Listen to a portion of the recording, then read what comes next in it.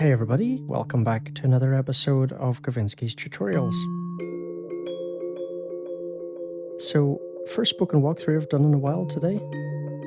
Is it good to have me back? So yeah, quantum delay is really cool actually. It's basically a really nice modulated tape delay effect. Now it does have just a digital delay in as well, but I would probably usually be using the tape one. So it's got some really cool features and it's very reasonably priced as well. It's only $5 for the iPad. I forget what the desktop price is, but it's also inexpensive. And just to mention that this is different, by the way, from Magic Delay by the same developer, which is a spectral delay, okay? So different things, and that is a much more complex app, I think, to program, and it's pricier. And this does not in any way replace that, and that doesn't replace this. They're different. So let's, in this video today, just, well, let me first just mention, look at the pinned comment for details of the giveaway to subscribers or followers, depending on what platform this ends up on.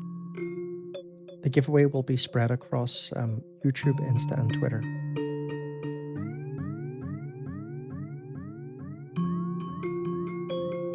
Oh, that's nice, isn't it? Now, some of these get really experimental. The GS DSP apps always have great presets, but they're also great for people who like tweaking because they just got this killer modulation system.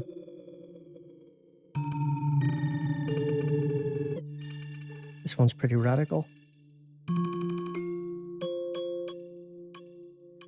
So you can see here, right, modulation going on. So this is the modulation section down here.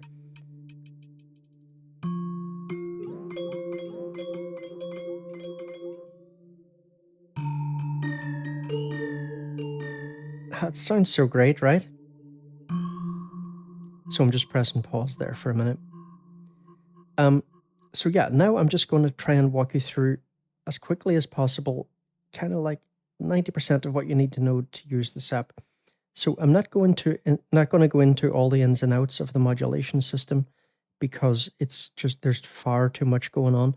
But in my hour-long, I think it was, maybe spoken walkthrough of Magic Delay, I did go into this in great detail. So they've updated the system a little bit since then, but it's pretty similar.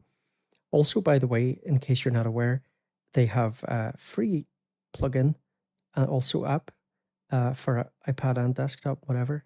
I think it's called MMM. That is, yeah, completely free version of this modulation system that you could use with any plugin. So that's absolutely essential. Great.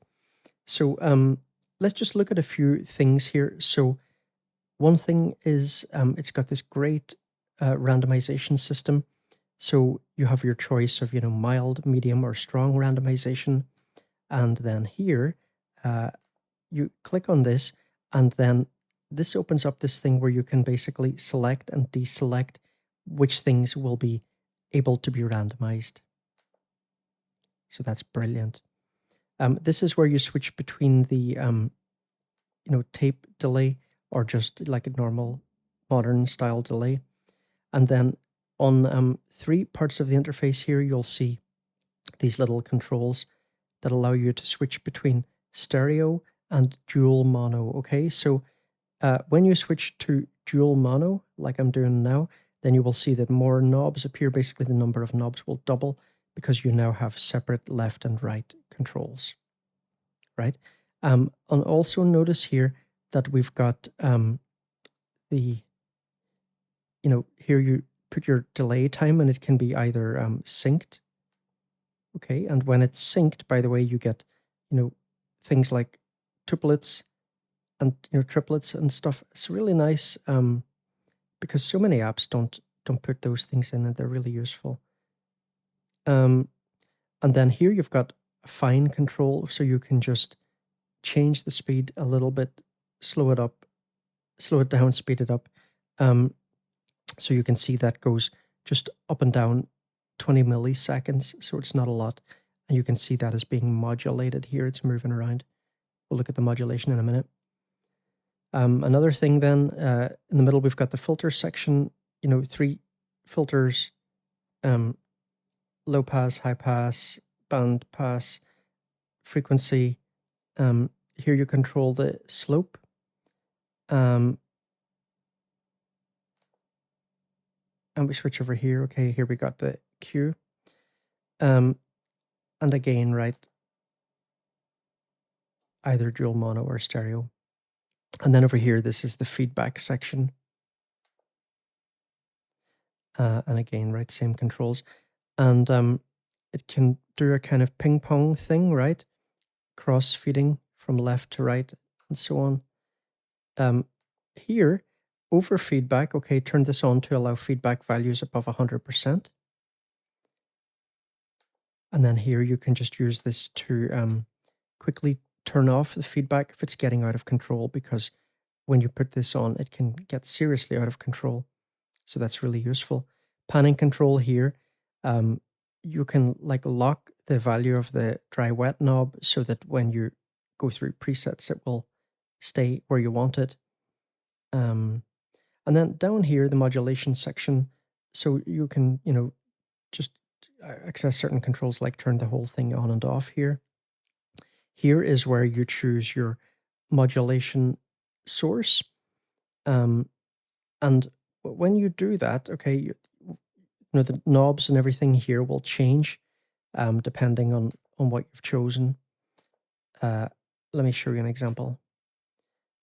So, for example, here, okay, LFO, choose, okay, we've got a bunch of different types here. Let's just go to the custom one, for example.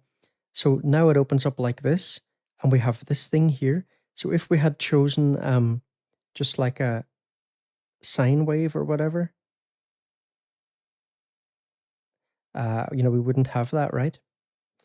So back to the custom one. On that one, we just double tap. I guess it's a right click on desktop to add in points and then move them around, right? MSeg.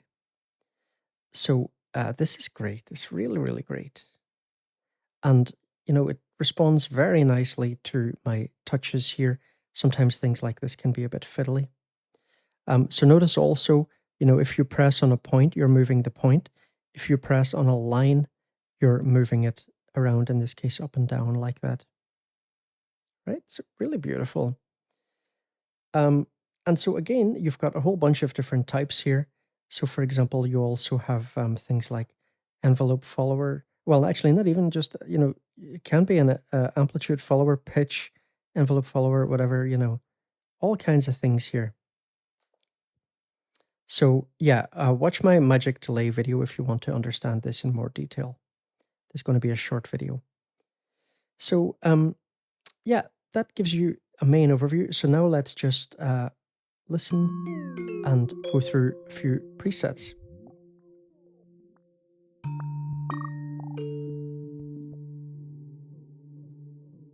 And don't forget to smash that like, please, everybody.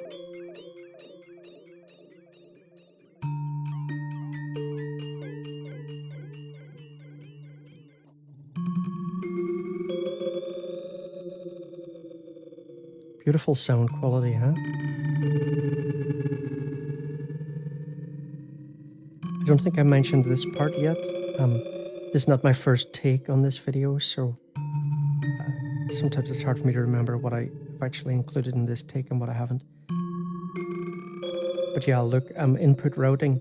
Do we send the input to both channels, or just to the right channel, or just to the left channel?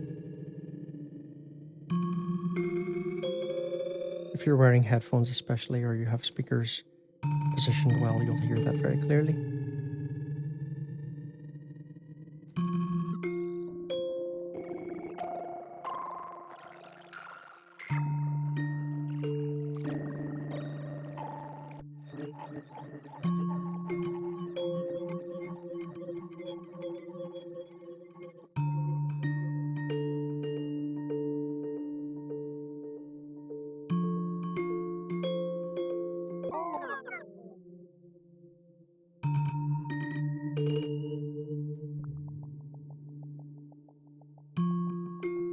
So I'm going to finish here. Short video. Too many apps coming out these days. I don't have the time to make a lot of long videos. I mean, I've made videos every day the last few days. And people don't have time to watch long videos, I think, either. So I hope you enjoyed this, and I'll see you in the next video, everyone. Take it easy.